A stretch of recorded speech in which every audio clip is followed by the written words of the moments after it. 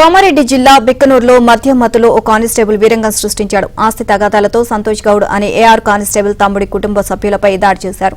తమ్ముడి భార్యపై దాడి చేయడంతో పాటు కాలనీని పార్కింగ్ చేసి ఉన్న ఓ కారును ధ్వంసం చేశాడు. అటు సంతోష్ గౌడ్ పై తమ్ముడు వేణుగౌడ్ ఎదురుదాడి చేశాడు. ఈ గొడవలో సంతోష్ గౌడ్ తలకు గాయాలయ్యాయి. ఒకరిపై ఒకరు బిక్కనూరు పోలీసులకు ఫిర్యాదు చేసుకున్నారు.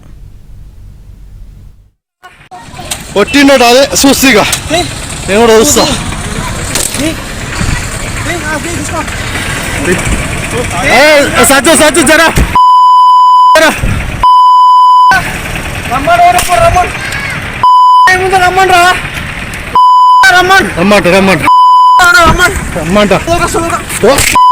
చూపిస్తారా నీ జోల్కచ్చ చూపిస్తా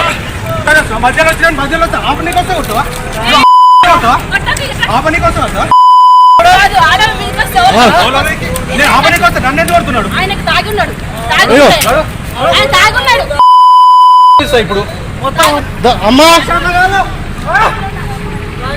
అమ్మా పోలీస్ స్టేషన్ ఉందా? వాడు ఏం చేయడా? నువ్వు నడువు లేట్ చేయద్దా?